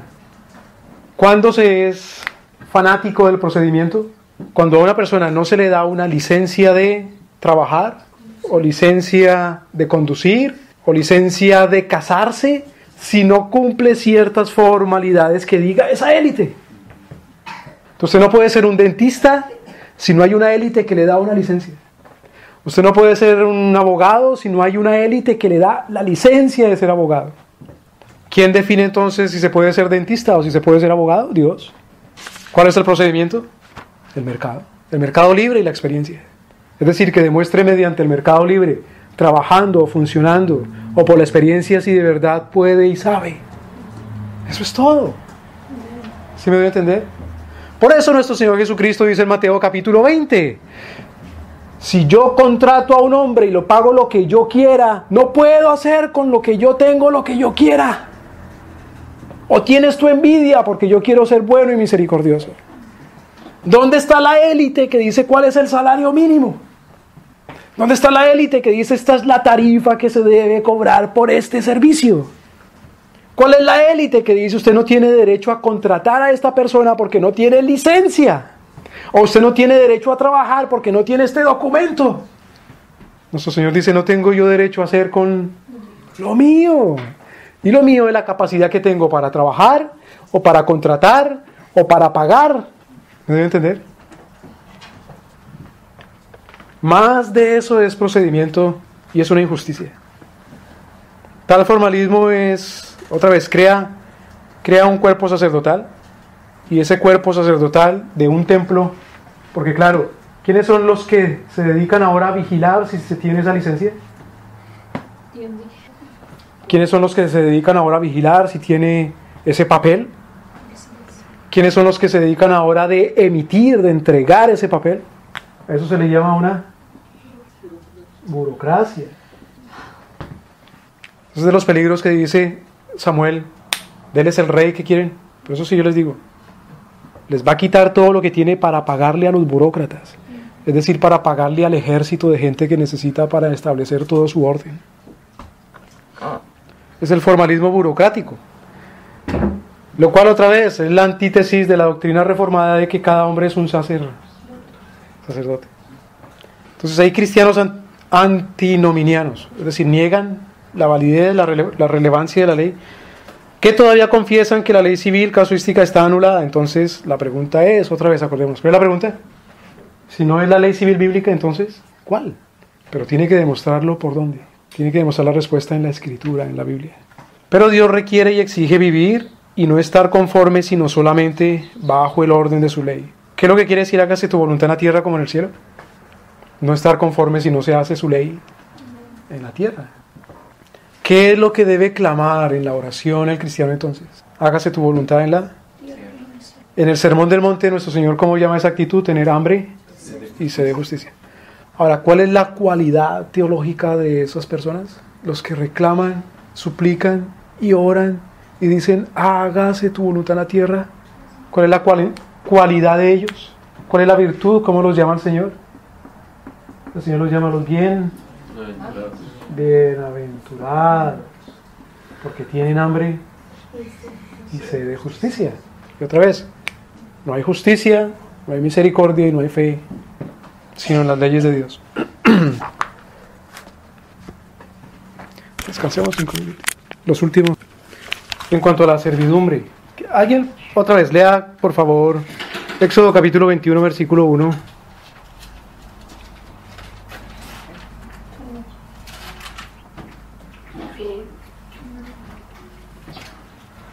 Uno al 6. Estas son las leyes que les propondrás. Si nombrares siervo hebreo, 6 años servirá, mas el séptimo saldrá libre de balde. Si entró solo, solo saldrá. Si tenía mujer, saldrá él y su mujer con él. Si su amo le hubiera dado mujer y ella le diere hijos o hijas, la mujer y sus hijos serán de su amo y él saldrá solo. Si el siervo dijera, yo amo a mi señor, a mi mujer y a mis hijos, no saldré libre, entonces su amo le llevará ante los jueces y le hará estar junto a la puerta o al poste, y su amo le horadará la oreja con lesna y será su siervo para siempre. Bueno, entonces, ciertamente el tema aquí es la servidumbre. Y por eso habíamos dicho que este es un asunto de ley civil. ¿Por qué? Porque este se le traerá ante la corte, no ante los jueces. Dice versículo 6, entonces su amo lo traerá ante los jueces. Greenor dice algo muy pertinente en cuanto a este asunto. Dice, los cristianos hoy se avergüenzan de Dios. ¿Cómo sabe uno que se avergüenzan de Dios? Como cuando alguien dice a su hijo, mire, no se ha bañado, tiene el pelo largo, tiene la boca sucia, me da pena sacarlo a la calle, quédese en la casa. Entonces Greenor dice, los cristianos se avergüenzan de Dios también. ¿Cómo se sabe que se avergüenzan de Dios? Ante el mundo se avergüenzan de Dios. ¿Por qué? Porque se avergüenzan de la Biblia. ¿Cómo se avergüenzan de la Biblia? Porque hay cosas en la Biblia que suenan tan extrañas al mundo, y como los cristianos aman más al mundo que a Dios, aman más lo que el mundo dice que lo que dice Dios, consideran más sabio lo que dice el mundo que lo que dice Dios, y más justo lo que dice el mundo, entonces se avergüenzan de Dios y de la palabra de Dios. Y dice, ¿qué cosas dice Dios? Que los cristianos les avergüenza. Pues cosas como esta. ¿Por qué los avergüenza? Porque dice eso. Si comprares un siervo hebreo, 6 años servirá, y al 7º saldrá. Eso es cosa de un pueblo primitivo. Si entró solo saldrá. Si estaba casado, entonces su esposa saldrá con él. Si su amo le hubiere dado esposa y ella le hubiere dado a luz hijos o hijas, la esposa y sus hijos serán de su amo y él saldrá solo. Si el siervo dijere, yo amo a mi señor, a mi esposa y a mis hijos, no saldré libre, entonces su amo lo traerá ante los jueces y lo traerá a la puerta o al poste, y su amo le horodará, le habrá una marca en la oreja con lesna, con lechuza, y será su siervo para siempre. ¡Qué cosa tan bárbara! Ahora, entendamos. ¿A quién le está hablando nuestro Señor aquí? Le está hablando a la misma generación que había salido de Egipto. No me digan que no saben que la esclavitud, si hace unos días atrás, pocos días atrás, estaban cargando piedras y ladrillos para construir los templos, las construcciones del faraón. Entonces, al oído de las personas que les decían estas palabras, a ellos les sonaba como un barbarismo, les sonaba como una cosa salvaje. No, porque están escuchando acerca del tratamiento de no esclavos, sino de unos siervos. Pregunta, ¿cuántos años estuvo el pueblo de Dios en Egipto? 400 años. Es decir, que esta generación que está aquí no solamente conocían la esclavitud, sino que nunca habían conocido la libertad. Nunca habían sido libres. Segundo, habían nacido esclavos, es decir, eran esclavos a cuentas de ¿qué? ¿Qué estaban pagando ellos? Nada. Tercero, ahora que habían salido de la esclavitud, se trajeron con ellos a los que los tenía esclavizados para que ya no fueran esclavos en Egipto, sino en otro lugar. Tampoco. Es decir, a los oídos de ese pueblo, ¿cómo sonaban estas palabras? Un alivio, era un refrigerio, era un avance. Ahora, la otra pregunta. ¿Puede haber un ambiente realmente en el cual el ser humano pueda decir que es absolutamente libre? Es decir, el ser humano de verdad tiene una opción, tiene dos opciones, y las opciones son o la vida absolutamente libre o la vida como siervo. ¿El ser humano puede gozar de alguna de esas dos opciones? ¿Tiene la opción de ser absolutamente libre? No. Las verdaderas opciones del ser humano es de quién es siervo. Pero el ser humano no puede ser, no está diseñado, no ha vivido, no vive y no vivirá absolutamente libre. Ahora, espiritualmente, el Señor Jesucristo dijo, nadie puede servir a dos señores. Y los dos señores del que el Señor Jesús habla son ¿quiénes? A Dios. En el caso aquí los hebreos a Jehová. Dice el Señor Jesús a Baal. Es decir, ¿cuáles son las únicas opciones espirituales que tiene el hombre como sirviente? Dios y el diablo. La pregunta no es si el ser humano tiene la opción de no ser siervo. La pregunta es si el ser humano tiene la opción de no ser siervo del diablo. Pues bien, en todas estas cosas, lo que el Señor les decía era cómo vivir ellos como siervos de Dios. otra cosa. La primera, lo que el Señor les dice es cómo pueden vivir como siervos de Dios. Segundo, el Señor les dice cómo pueden vivir para que no sean esclavos de los hombres. ¿Cómo pueden vivir para que no sean esclavos de los hombres? Y tercero, si ha caído bajo la servidumbre de un hombre, ¿cómo hacer para liberarse? Entonces, primero, ¿cómo hacer para vivir como siervo de Dios? ¿Cómo dice capítulo 21, versículo 1? ¿Alguien léela, por favor? Estas son las leyes que lees. Cuando se dice leyes o cuando se dice decretos, cuando se dice ordenanzas, se está hablando de la voluntad de un soberano. ¿Cómo se puede vivir como siervo de Dios? Cumpliendo su voluntad. Segundo,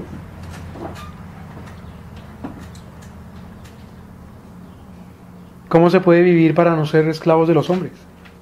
Si comprares, versículo 2, siervo hebreo, 6 años servirá, mas al séptimo será libre. También, ¿cómo se hace para no ser esclavo de los hombres? Cumpliendo la ley de Dios. La única manera de salir libre es cumpliendo la voluntad de Dios que dice ahí. Tercero, ¿cómo se hace para salir libre si ya se es esclavo de un hombre? Pagando el tiempo o cumpliendo la condición. ¿Cuál es la condición? Servir. Tiene que servirle a ese hombre hasta que salga de balde. Entonces, la esclavitud permanente no es una institución divina. No es una institución divina. Ahora, mira algo muy interesante.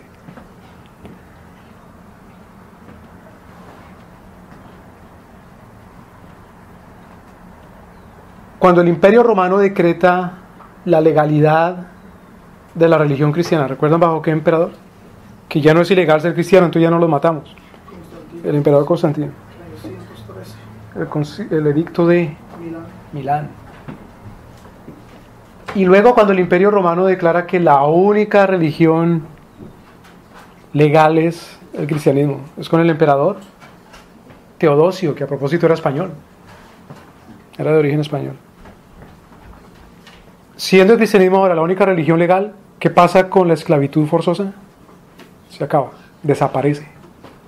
Desaparece la esclavitud forzosa. ¿Hasta cuando es implantada otra vez en la cristiandad? ¿Cuándo?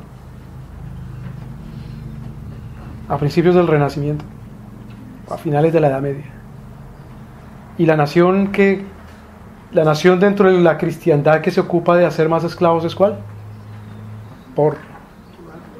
Portugal. A punto que de los 8 millones por ahí, entre 8 y 10 millones de esclavos africanos que se trajeron, casi el 75% fueron a dar al Brasil.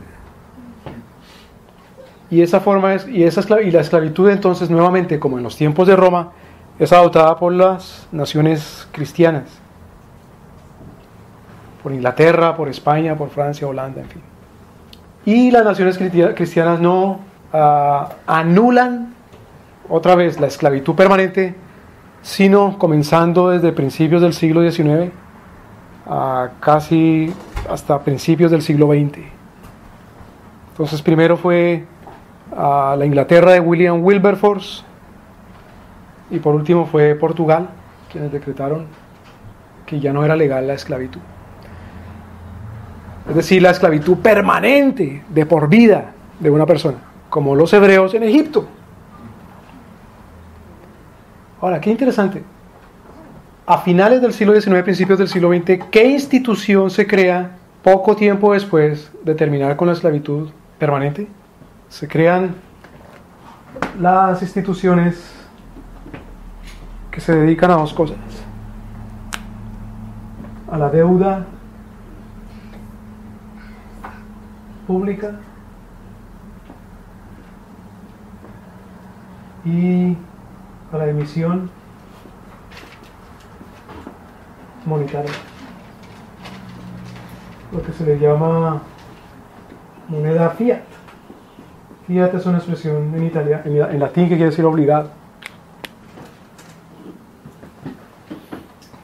Entonces, cuando se termina la esclavitud en el siglo XIX, a finales del siglo XIX, principios del siglo XX, se crean las instituciones de deuda pública, es decir, se crean instituciones para que los estados se endeuden a nombre del Estado, por supuesto, pero eso quiere decir a nombre de ¿quién? Del pueblo. Y en caso de que el pueblo se levante en desacuerdo de la deuda pública, porque la manera de pagar la deuda pública es con la recolección de impuestos. Entonces se crea una institución de emisión monetaria para que esa institución cree dinero para pagar esa deuda que ya no quieren pagar los ciudadanos mediante sus impuestos. Es decir, otra vez se vuelve a la institución de la esclavitud permanente. ¿Me deben entender? Ahora, nuestro Señor dice, Éxodo capítulo 21, versículo 2. Si comprares siervo hebreo 6 años, servirá, más al 7º saldrá libre de balde. ¿Qué quiere decir libre de balde? Que no debe nada. ¿Y han pasado cuántos años? 7. Pero no debe nada. Nada es nada.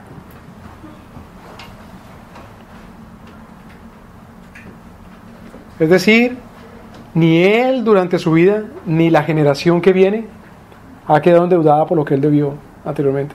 Ni la otra generación que viene, ni la otra, ni la otra, ni la otra.